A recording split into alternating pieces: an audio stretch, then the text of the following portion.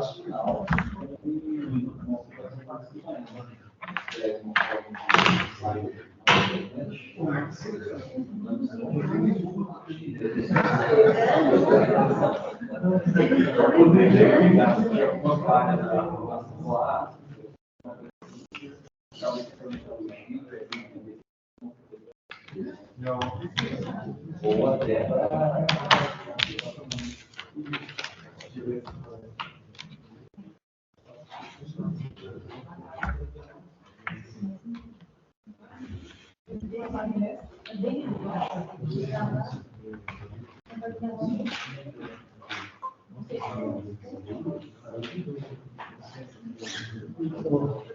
Apresentar depois de o desafio da gente.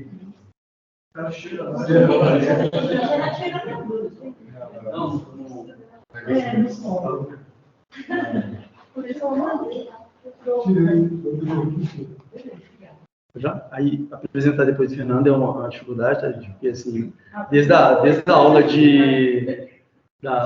do trabalho do Ivan, ele deu uma aula lá sobre, você lembra? Porra, cabuloso. Professor mesmo, nato. Bacana. Meu nome é Cleverson, cadê o menino? O Bruno, pode ligar o tempo aí. Meu nome é Cleverson. Ô Silvio, por enquanto eu te deixei aqui, porque eu estou assim, para não ficar abandonado. Tá? Aí o tema é solução de problemas Big Packing para instâncias reais da indústria têxtil. Só agenda, introdução, objetivos, referencial teórico, metodologia, cronograma de recurso, acho que a gente está quase todo mundo seguindo a mesma. Tá aí. Só para dar uma explanada rapidinha sobre como é que é o processo de elaboração e concepção de uma peça de roupa nova. Porque todo mundo só vai lá, compra e acha que ela brota, né? E ela não brota. Nossa, tá ruim de ler mesmo para mim. Você tem a etapa da criação, né, que é mais conceitual, não consegui ler ele, não, às vezes eu vou pular alguma parte, mas assim, a etapa da criação, a concepção da peça mesmo, o que você tem interesse de que ela seja. Você tem um desenvolvimento técnico por trás disso, porque nem toda peça pode ser feita em qualquer tecido, tem tecido que não dá certo tipo de peça. E aí você passa por uma etapa que chama modelagem, onde acontece o desenho da roupa, e ela de fato vai tomar o formato para encaixar no corpo. E chega uma etapa que a gente chama de pilotagem. O que é pilotagem? Você tira tudo do mundo teórico e leva para o mundo real para ver se funcionou ou não o seu conceito. Beleza? Depois dessa etapa tem a aprovação, que é só funcionou ou não. E tem uma outra etapa importante que a gente chama de gradação. Gradação fiz a peça, geralmente você não testa todos os tamanhos das peças. Você faz um tamanho específico, aprovado, você, através matemática, você aumenta ou diminui as peças em função disso. Beleza? E aí, de fato, depois a gente vai para a etapa de produção. Aqui dentro da aprovação, você pode acabar voltando ali na etapa de modelagem, mas para a gente é muito importante a etapa de produção. Porque quando você pega um modelo de produção têxtil, o normal, né, é que isso aqui aconteça uma vez, isso aqui depois ocorra em escala industrial, e depois sucesso, acabou, jogo fora, a moda mudou, e já é. Só que hoje em dia as coisas mudaram, né? Então, assim, com o advento da internet, você pega, por exemplo, uma peça, às vezes, que antes ela teria um ciclo muito curto, hoje ela pode ter um ciclo muito mais longo. Então, essa produção hoje ela não precisa ser escalada da forma que era anteriormente. Hoje você consegue fazer primeiro, vendeu, aí depois você produz. Até então, se não está vendido, não tem demanda nenhuma, não precisa ser produzido. Beleza? Quando você chega nesse conceito de produção, primeiro tem a venda, na sequência sai a ordem de produção, corte e costura. Nessas duas etapas, apesar desse fluxo aqui ser grande, essas duas etapas aqui, elas agregam aí 90% do custo de um produto do vestuário, tá? E aqui a gente vai dar mais enfoque, né, à etapa de corte, que é nosso objeto de estudo aqui.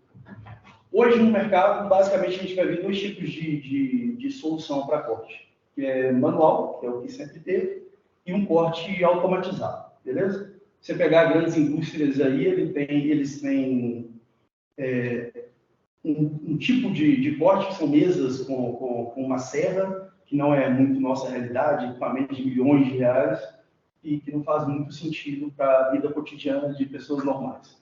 Mas com barateamento também de certas tecnologias, como, por exemplo, equipamentos laser, é possível construir soluções automatizadas para cortes em pequenas escalas. Beleza? Aí qual é a diferença básica de uma para outra? O corte manual você tem muito mais flexibilidade, porque é perfeitamente ajustável e correções elas podem ser feitas com os moldes de papel. Isso é fácil. No corte automatizado, isso não é tão simples, porque é tudo engessado e travado. Uma vez definido e criado, o normal é que ele fique estático. Tá? Enquanto no manual, isso não é verdadeiro. A produtividade, quando eu penso em modelos de equipamentos de pequeno porte, também ela é pequena, sendo a manual ainda um recurso mais produtivo. Investimento manual é barato, na hora, né? E para frente é caro. Mas o corte automatizado, ele é barato. Então, ele é caro no momento, mas para frente ele fica barato, quando você pensa no longo prazo. Mão de obra. No corte automatizado, você não precisa de uma mão de obra especializada, enquanto no corte manual você precisa de mão de obra especializada. Qualidade, sem dúvida, o corte automatizado é muito superior. E perdas, depende em que momento a gente vai avaliar. Quando eu penso na flexibilidade, o manual ele consegue ali, suprir algumas perdas. Mas, sem dúvida, o corte automatizado ele garante uma eficiência melhor na alocação das peças dentro do molde. Beleza? Bom, aí dentro do corte automatizado também, que é o nosso objeto de estudo, acabou assim, para fazer sentido, né? Ele tem que ser o automatizado, a nossa escolha aqui. Ele tem algumas dificuldades, principalmente quando você vai para produções de pequena escala. A primeira que a gente tem forte é a padronização da largura. Né? Os tecidos, quando você adquire, ele tem diferentes fornecedores, tem diferentes bases de tecidos, e cada uma possui uma largura específica. E aí vem a nossa dificuldade de manter moldes que se encaixem sempre dentro do dimensional dos tecidos que existem. Por exemplo, você dimensiona todo o seu plano de corte para uma mesa de 1,50 m de largura, é o cara que vende um tecido de 1,60 m. Aí você escolhe, já vai dar fora, como é que funciona? Ou então você dimensiona tudo como 60, vem com 30, acabou, já não serve para mais nada o molde que você tinha anteriormente. Então, esse é o primeiro problema que a gente tem no corte automatizado. O segundo é a limitação do equipamento. Aqui só contando um case real aqui. A gente tinha um equipamento com uma determinada largura e comprimento.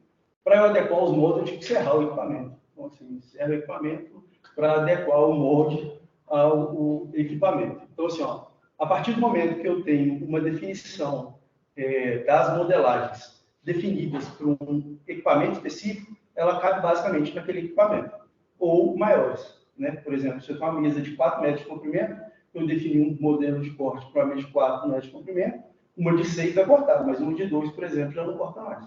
Então, isso começa a ficar limitar a flexibilidade de onde eu posso direcionar a produção. E perdas fixas, que a partir do momento que você define o molde, a ideia aqui era, a tentativa era representar um molde, como é que as peças ficam alocadas. Embora eu possa querer fazer 3, 4 vezes a mesma peça, essas perdas, se ela tiver essa característica de alocação, ela vai ser fixa.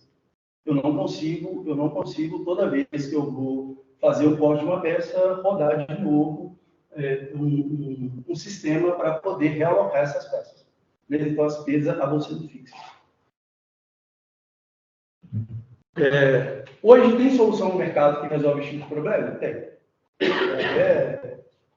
Muito boa, o pessoal promete resolver um monte de coisa, mas o custo dele transforma isso quase que inviável.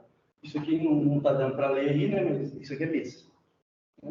Então, alguma coisa que cuidasse disso para você custaria R$ 1.500 por mês para poder fazer uma alocação de material. Hoje, assim, faria mais sentido ter uma pessoa fazendo isso do que contratar esse serviço. Fora que eu vou precisar de uma pessoa para executar ele ainda do mesmo jeito. Ele não é automático. Aí, dadas todas essas características, né, aí a gente tentou aqui caracterizar o problema. Né? Esse é um problema que ele tem itens de diferentes tamanhos, né, que devem ser acomodados em espaços com capacidade limitada. Beleza? Assim, não sei se ficou claro isso não, tá? Existe uma restrição de capacidade dos espaços determinados. Assim, eu tenho que alocar os moldes dentro da limitação do espaço do tecido e da mesa. É necessário minimizar o número total de espaços usados. Eu quero economizar cada vez mais tecido, então eu tenho que colocar ele nos locais corretos. Existem restrições de colocação. Eu não posso colocar qualquer peça de qualquer lado. Estava até explicando hoje para uma pessoa, assim, a diferença quando você compra uma peça muito barata, que você fala assim, nossa, mas aqui é tão barato. Tem determinadas moldes que, assim, se ele não ficar no sentido correto do fio do tecido, a roupa ela vai cair, ela estica, aquela roupa que você usa uma vez, depois ela fica toda... geralmente é isso que ela não faz, não colocou ela no fio correto e aí vai perder a característica da peça por muito tempo. As restrições de colocação eu já passei. O problema apresenta variantes dimensionais, dimensional, bidimensional, né? É um problema bidimensional. E ele é um problema considerado NP difícil. Qual que é o ponto? Eu posso tentar alocar isso de várias formas possíveis e eu sempre vou...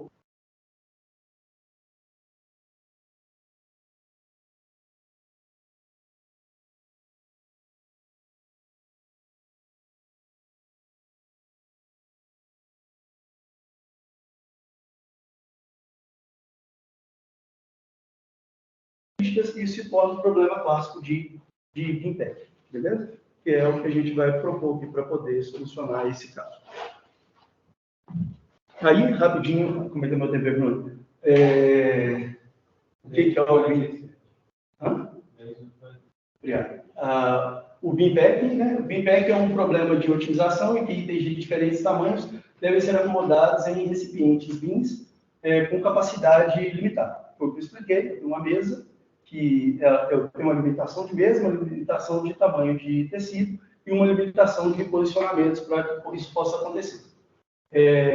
O objetivo do BIMPEC, né, é minimizar o número de BIMs usados, colocando os itens de maneira mais eficiente possíveis. Existem variantes unidimensional, que não é o nosso caso aqui, uma bidimensional e tridimensionais. Tridimensional, geralmente, a pessoa usa isso em container, em armazém, para poder alocar corretamente as cargas, né, os produtos. Existem variantes unidimensionais, isso aqui eu já passei. As soluções elas podem ser obtidas por meios heurísticos, algoritmo de busca e programação matemática. Possivelmente, programação matemática a gente não vai passar por ela, porque ficaria muito complexo e eu acho que nesse tempo aqui a gente não conseguiria dar a solução. No entanto, encontrar a solução ótima pode ser computacionalmente difícil, que leva ao uso de abordagens aproximadas ou heurísticas na prática, que é o que a gente vai propor aqui daqui a pouco. Então, dessa parte aqui do problema, eu vim trazendo aqui o que a gente identificou aqui, e esse é um problema que, dentro do que a gente trouxe, ele é um problema bidimensional. Lá das soluções que a gente citou, lá das soluções BIMPEC, né, heurísticas, algoritmos e programação, você tem as heurísticas, que são métodos rápidos de busca de soluções aproximadas e eficientes, como First Feed, Best Feed e Next Feed. Nesse primeiro momento aqui, o que a gente faria no First Feed? Você tem um espaço e ele vai alocar do jeito, vai pegar a primeira, o espaço que couber aquilo e ele aloca. Beleza? No Best Feed, ele vai procurar o melhor espaço possível que cada objeto. E no Next Feed, ele vai sempre usar o próximo espaço vazio. Beleza? Algoritmos de busca, explora o espaço de soluções em busca de melhor combinação de itens dos recipientes, usando estratégias generalistas. Eu lembro um pouquinho da Silvia falando disso, né? Que nem, por exemplo, o algoritmo de enxame, né? Que você falou. e é uma solução possível para ir, tinha um outro que você tinha usado, termo, eu não lembro, mas são meta-heurísticas com essas características que a gente vai propor aqui para poder utilizar nesse trabalho. Tá? E a programação matemática, que é achar uma solução matemática perfeita para esses casos, só que não é o caso aqui, eu acho que ficaria robusto demais, porque a gente precisa aqui no momento. Então, isso aqui selecionado, primeiro momento heurísticas e depois meta-heurísticas. E o Greenback também ele pode funcionar de duas formas, offline ou online. A diferença básica das duas é que no offline, no modelo offline, o sistema ele já tem o conhecimento de todas as instâncias que vão ser avaliadas antes de começar a otimização. E no online, ele vai sabendo na medida que essas instâncias vão aparecendo. Aquele joguinho de como é que chama? O pessoal gosta de jogar lá, né? Oi? Isso, o Tetris, ele encaixa nesse caso aqui. Que também, para a gente, não é o nosso caso. O que atende a gente seria o modelo offline. Beleza? Então, aí o que virou o objetivo do trabalho? O objetivo desse trabalho é implementar uma ferramenta de otimização para o processo de corte de imagens vetorizadas em confecções de rolos. A ferramenta visa aumentar o grau de liberdade durante a execução do processo, permitindo a adaptação de pequenas variações dimensionais dos tecidos e alternância entre equipamentos laser de diferentes dimensões, além de otimizar o encaixe de imagens no plano de produção previsto. Sim, a ideia é trazer uma ferramenta que, independente dos pequenos desvios que eu tenho, por exemplo, dimensional de tecido ou de equipamento, eu consiga ajustar aquilo na hora e ainda assim poder fazer a produção. Aí, eu já sei, eu vou no último. Ainda bem. Ainda bem. Aí, assim, eu acabei trazendo uma série de objetivos específicos que eram, depois que eu estava lendo ali, eu acho que ele conversa mais com o entendimento do como fazer o projeto. Mas se eu fosse escolher um aqui, o que eu vou escolher, com certeza é o último, que é apresentar os resultados e conclusões do estudo, discutindo as contribuições para as possíveis aplicações e as oportunidades futuras para aprimorar a otimização do processo de corte mais vetorizados em confecções de luvas. Tá? Não deu para ler. A referencial bibliográfico também eu vi aqui depois, né, que eu poder referenciar as teóricos, eu vi que eu acabei colocando aqui na formatação diferente. E, assim, dos textos dessas referências que a gente conseguiu utilizar até o momento, né, essa primeira é mais um estudo da arte, aí, de como é que está, o que eu consigo fazer utilizando essa solução BIMPEG, né, de problemas do BIMPEG. E esse segundo aqui é um caso bacana, onde o camarada conseguiu chegar a uma solução muito ótima, muito boa, para não falar ótima, para sistemas retangulares, né? Um pouquinho diferente do nosso caso, que são imagens vetorizadas. Aí, dentro da metodologia que a gente vai implementar, a definição do objetivo da pesquisa, revisão literária, definição e utilização de um algoritmo gluoso para o problema, que foi aquele primeiro que eu citei, né? A ideia é só resolver rápido, sem preocupar muito com a eficiência. Testar os algoritmos em situações reais. No segundo momento, fazer a definição e utilização de uma média heurística para a otimização, que fosse o segundo modelo que eu citei. E fazer os testes em situações reais também. No final, coletar os dados, análises, discussões, conclusões e o referencial bibliográfico. O cronograma, ele não ficou muito fácil de ler, não, mas assim, o grande desafio até aqui, no final, no início de agosto, é definir qual é a dificuldade que eu estou entendendo que a gente vai ter nesse projeto. É montar o software ou o sistema que vai fazer a alocação das imagens. Depois testar qual modelo vai otimizar melhor ou não, eu acho que essa parte aí vai ser até mais gostosa. Então, a preocupação agora no início é só como criar esse sistema que vai fazer essa alocação dessas imagens vetorizadas. Tá?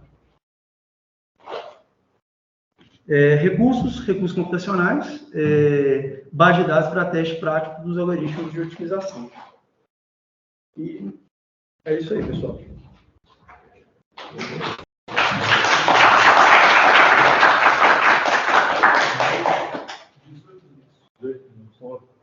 Obrigado.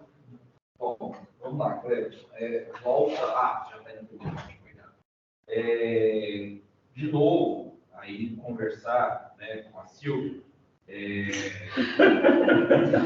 Essa solução de problemas, eu não sei se ela está ali exatamente dentro do seu objetivo. Eu acho que precisaria ali fazer alguma revisão, mais que solução de problemas já está muito bem correlacionado com essa implementação, mas talvez ali ou você arrumar o eixo de solução de problema, ou você deixar mais específico essas instâncias reais na indústria têxtil. Até como você demonstrou na sua introdução, né, você tem N situações lá industriais de capacidade, de tecnologia, de técnica, de maquinaria, né? Então, assim, tentar deixar isso um pouco mais, vamos dizer assim, específico dentro do título, tá bom?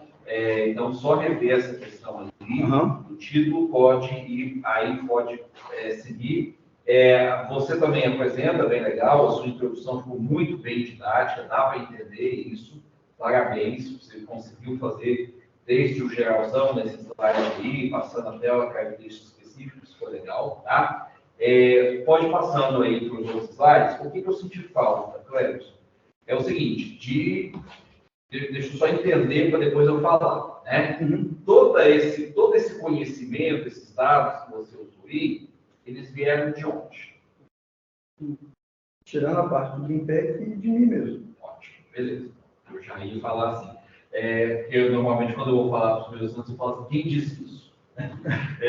Então, vai ser muito importante, dentro do seu trabalho, você fazer essa contextualização. Lembra que eu falei até que as justificativas podem ser várias? Então, no seu caso, por exemplo, a necessidade da pesquisa, ela vem da sua prática profissional. Então, você vai falar, olha, devido à minha parte, tal. Então, eu acho que precisaria, se você tivesse com a Silvia, de uma descrição de como que é a rotina, quase que ali, o estudo de caso, né? Para que você mostre a justificativa, como que é esse contexto, quase demonstrando ali a sua linha de produção. Talvez não precise colocar isso no seu texto, mas talvez no anexo, alguma coisa assim, porque o que acontece? Cientificamente, esses dados não estão publicados ainda, né? Como que é essa rotina, por mais que isso possa ser semelhante aos concorrentes, por exemplo, da empresa em que você trabalha. Mas eu acho que seria interessante ali para mostrar, ou você resume tudo em uma página só, entendeu? Esconde, vamos dizer, esse conhecimento, porque aí, eventualmente, podem questionar você no sentido, olha, como que é você que partiu, você pegou isso da literatura, entendeu? Então, nessa introdução, você conversa com a Silvia ou resume bastante essa situação, e você já vai lá para os BIMs, por exemplo, os modelos de aproveitamento, ou você pega isso aí e coloca em uma outra parte do texto, tá bom? Pode ser, porque eu ia te cobrar o quê? Eu ia te cobrar a citação. Quem é que disse esses modelos, essas organizações, porque você explicou muito bem. Aí pode ir lá para o objetivo. Tá, não, desculpa, volta lá no slide do BIM técnico. Inclusive, quando você fez essa descrição, você fez uma coisa muito boa, né, que é aquilo que eu pedi para vocês identificarem o problema, agora você fez muito bem. O seu problema, a sua questão, ela está perfeita, assim, muito bem delineada e demonstrada. Tá? Aí, por exemplo, de onde veio essa teoria, esse sistema do Império? O artigo que eu coloquei no faltou citação. Tá? Então, saber diferenciar, né, por exemplo, aquela descrição do problema sua, perfeito, mas aí, quando é o momento de outras pessoas, de outras, para você não cometer plágio e não ter problema. Tá? Então, aí ficou faltando citação. E na segunda, tá? Aí pode pular para o objetivo já. Isso. O seu objetivo aí, eu deixaria até a primeira frase. A segunda frase, ela estaria mais num contexto de qual que é a contribuição do seu trabalho para a resolução do problema, entendeu? Porque o que você quer realmente é implementar a ferramenta de otimização do processo de corte de imagens vetorizadas enquanto flexões de roupa. Seu objetivo está chique, tá? A outra parte corta, leva isso para outro lugar, não é necessário, tá? E aí foi quando eu falei do seu título, porque quando você fala em implementar, quer dizer que você já vai pegar alguma coisa que já está desenvolvida, vai testar e vai ver qual que é melhor no seu caso. Entendeu? Então, por isso, talvez lá dar uma aplicabilidade, o seu título ficar mais direto. Tá? Ou mais poético, dizer assim, não sei, um poema lá, quadrilha, dos caras do Monte de Andrade, né? E aí, das várias opções, o que você vai escolher? Tá? Aí pode seguir o objetivo específico, cortar tudo. Eu só leio lá que eu não tive tempo de ler o último. Apresentar resultados de discussões do estudo, as contribuições, possíveis aplicações, oportunidades futuras. Tá, eu não utilizaria isso aí também não. Eu deixaria 2 objetivos para você. É o seguinte, como você vai implementar, primeiro você vai ter que buscar na literatura tecnologias e técnicas que existem, né? Então eu deixaria uma revisão bibliográfica, por exemplo, para você fazer essa busca, e depois, eu não sei se está aí algum deles, fazer essa testagem para poder comparar, talvez o penúltimo, comparar a ferramenta proposta, alguma coisa desse sentido. Tá? Assim, você vai criar uma chave de seleção da revisão bibliográfica, você vai falar, olha, eu vou testar esse com base no que eu li. Eu te diria alguma coisa nesse sentido, tá? Mas para você ali, 2 objetivos, revisão bibliográfica, que é procurar o que tem, e depois selecionar alguns e aplicar. Está ótimo para você. Tá? Pode seguir, pode ir lá para... Aí, em algum... isso aí, esse referencial teórico, o que ele significa? São trabalhos, são artigos que você consultou, né? Isso. Como que você chegou nesses artigos?